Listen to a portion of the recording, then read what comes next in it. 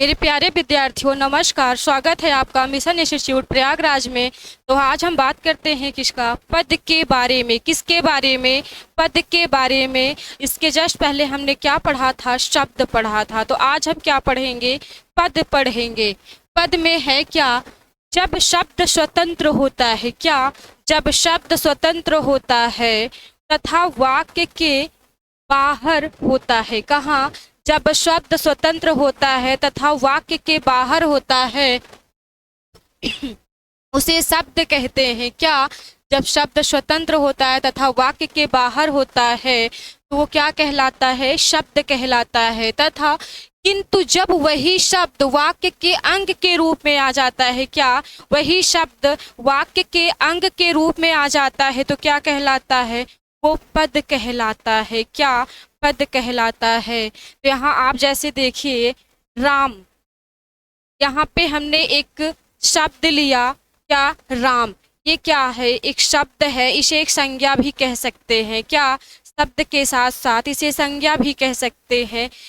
अब ये क्या कहलाएगा? शब्द। ये क्या कहलाएगा? शब्द। और जब बात करते हैं हम पद का, कह दे हैं राम पढ़ रहा है। क्या? राम पढ़ रहा है। राम पढ़ रहा है। यहाँ पे आपको मिला राम। सिर्फ सिर्फ क्या राम मिला? ये क्या है? शब्द है। लेकिन जब ये वाक्य बन गया और ये वाक्य के अंग के रूप में राम पढ़ रहा है, ये सब क्या कहलाता है? पद कहलाता है। क्या कहलाएगा? ये पद कहलाता है।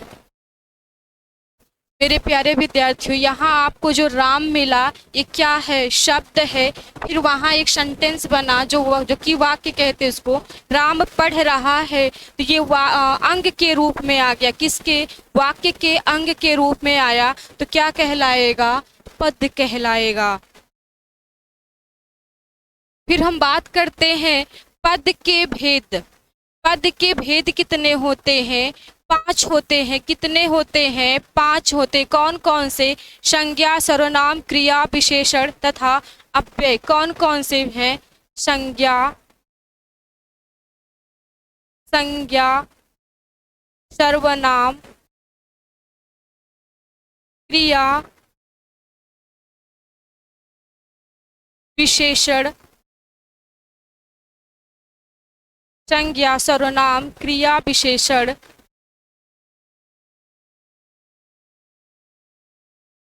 विशेषण। पांचवा अव्यय। क्या? अव्यय। पहला है संज्ञा, दूसरा है सर्वनाम, तीसरा है विशेषण, पांचवा, चौथा है विशेषण, पांचवा है अव्यय। आप पद में पढ़ रहे हैं। क्या? पद के भेद में 5 होते। कौन कौन से? संज्ञा, सर्वनाम, क्रिया, विशेषण तथा अव्यय। ये 5 हमको किस में पढ़ने हैं? पद में पढ़ने हैं। और ये पद के क्या हैं? भेद हैं। बात करते हैं संज्ञा की। संज्ञा किसे कहते हैं? क्या? संज्ञा किसे कहते हैं? किसी वस्तु, व्यक्ति या स्थान या भाव के नाम को संज्ञा कहते हैं। किसी व्यक्ति, वस्तु, स्थान या भाव के नाम को संज्ञा कहते हैं। संज्ञा का यहाँ पे हम देखेंगे। संज्ञा, संज्ञा की जब हम संधि करते हैं, समधन, समधन, समधन, ज्ञा। यहाँ आपको क्या मिला? समधन ज्ञा। सम का अर्थ क्या होता है? सम्यक। क्या? सम्यक। और यहाँ ज्ञा से ज्ञान। क्या मिला आपको?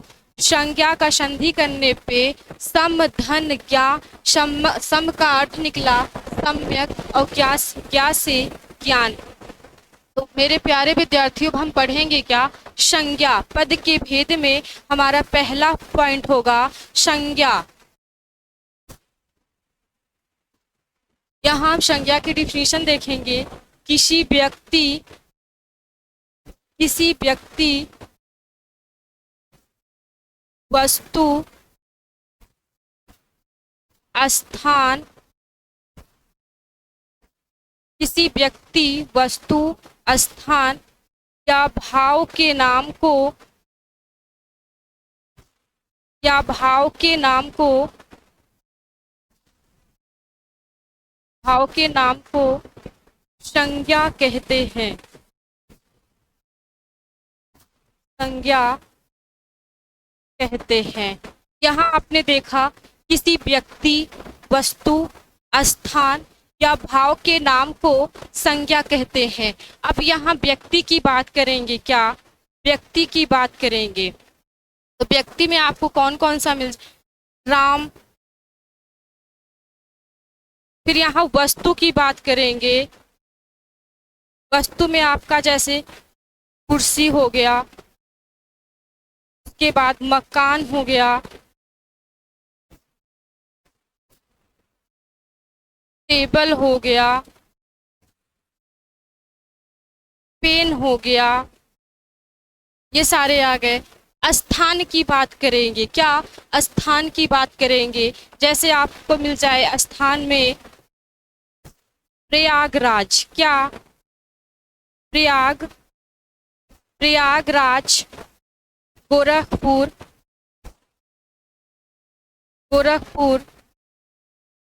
जौनपुर,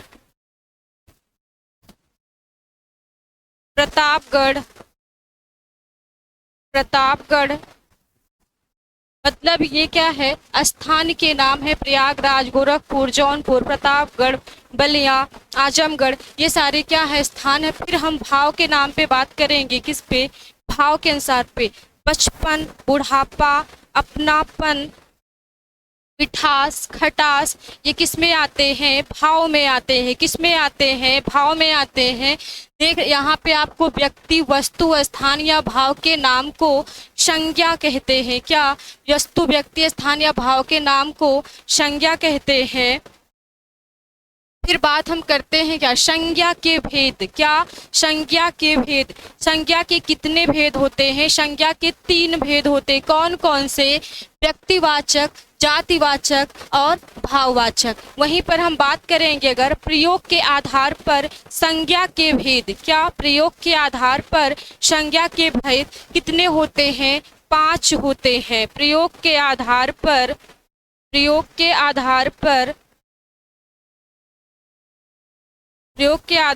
संज्ञा के भेद।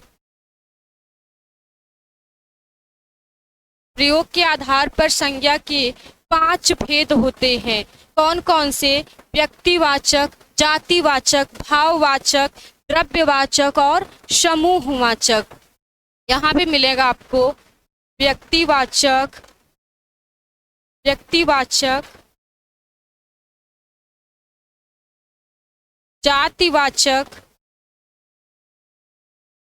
तीसरा भाववाचक।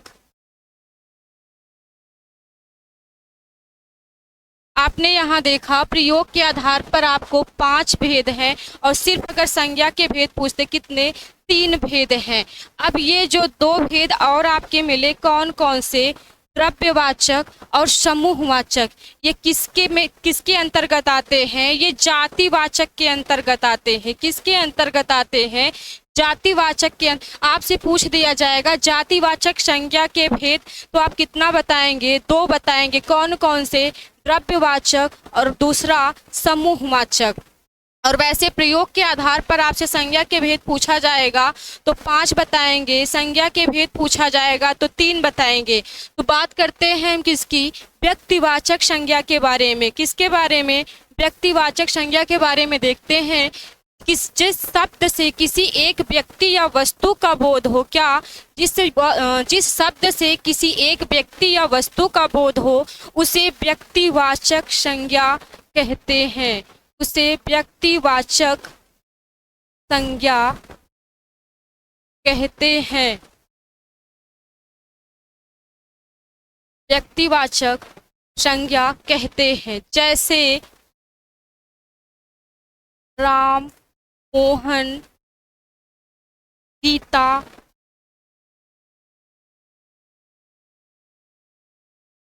पुस्तक, उसके बाद हिमालय,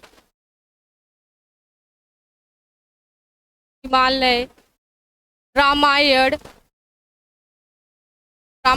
गीता, महाभारत, महाभारत। आपने देखा यहाँ जिस शब्द से किसी व्यक्ति या वस्तु का बोध हो उसे क्या कहते हैं? व्यक्तिवाचक संज्ञा कहते हैं। यहाँ हम देखेंगे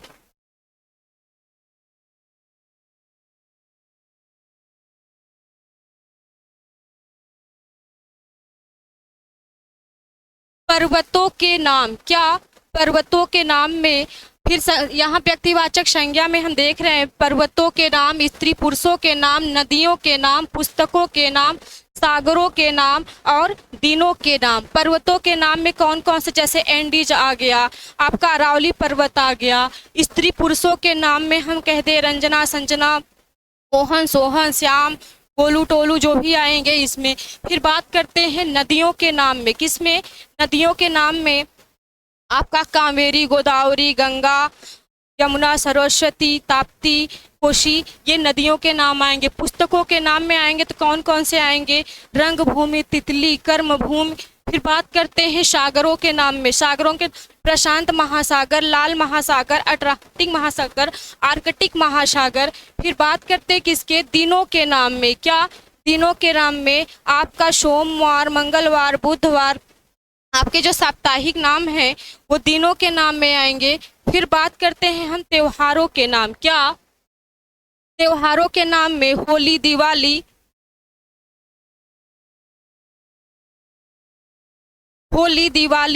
उसके बाद मकर संक्रांति, भाई दूज और पंचमी, नाग पंचमी, ये सारे जो एक त्योहार हैं त्योहारों के नाम में आ जाएंगे। फिर बात करते हैं क्या? महीनों के नाम में। किसमें? महीनों के नाम में देखते हैं तो यहाँ पर्वतों के नाम में देखेंगे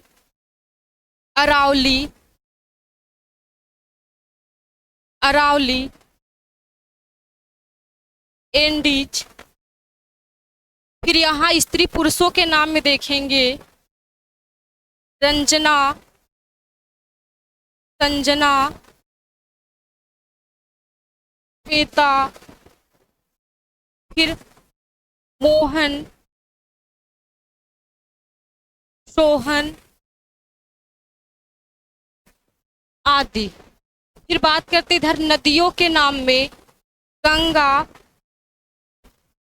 यमुना, कोशी,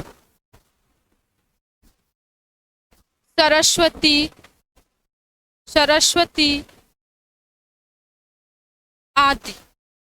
पुस्तकों के नाम में देखेंगे तितली, रंगभूमि,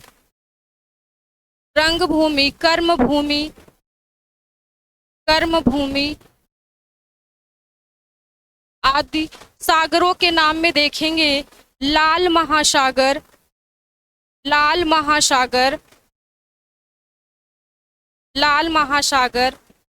प्रशांत महासागर, आर्कटिक महासागर, अटलांटिक महासागर। जो भी सागरों के नाम हैं आपका किस में आएगा? सागरों के नाम में आएगा। फिर बात करते हैं दिनों वाले में सोमवार, मंगलवार, बुधवार, गुरुवार, शुक्रवार, शनिवार। जितने साप्ताहिक नेम हैं आपके किस में आते हैं? दिनों के नाम में। बात करते हैं फिर महीनों के नाम। क्या? महीनों के नाम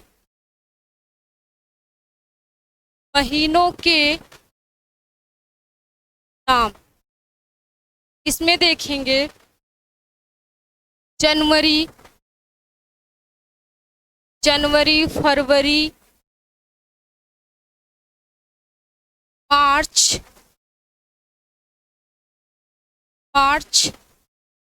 अप्रैल, मई,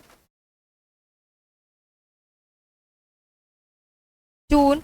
जो 12 महीनों के नाम हैं वो किस में आते हैं? महीनों के नाम में। यहाँ हम क्या व्यक्तिवाचक संज्ञा में पढ़ रहे थे, जो क्या किसी एक व्यक्ति या वस्तु या स्थान के नाम को हम व्यक्तिवाचक संज्ञा कहते हैं। लेकिन यहाँ बात क्या है, व्यक्ति की बात करें, किसी एक व्यक्ति हो, चाहे वस्तु हो, चाहे स्थान हो या भाव, तो उसकी एक, जहाँ पे एक की बात है, क्या जहाँ पे अकेला हो क्या होगा, व्यक्तिवाचक होगा। तो यहाँ जैसे त्योहारों के नाम, त्योहारों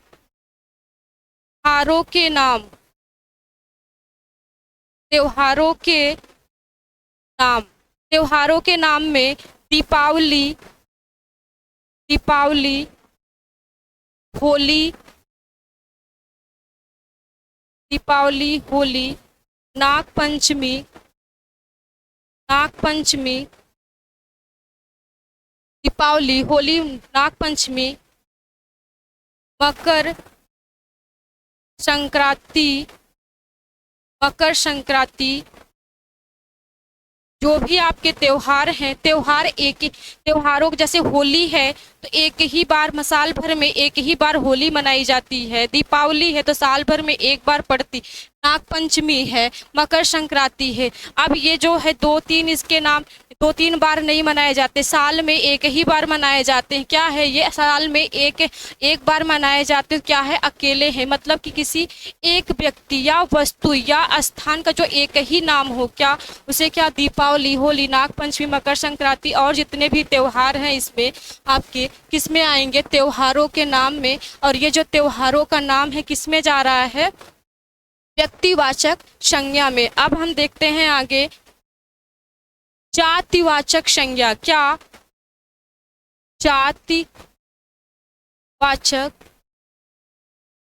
संज्ञा, जातिवाचक संज्ञा के बारे में देखेंगे कि जहाँ पे किसी प्राणियों के वर्ग के को दिखाया, जैसे वकील हो गए, क्या, वकील हो गए, ये सब किस में आते हैं, जातिवाचक में आते हैं। किस में, जातिवाचक में आते हैं। फिर उसी तरीके से हम देखते हैं क्या, भाववाचक मिलेगा हमें। क्या, भाववाचक,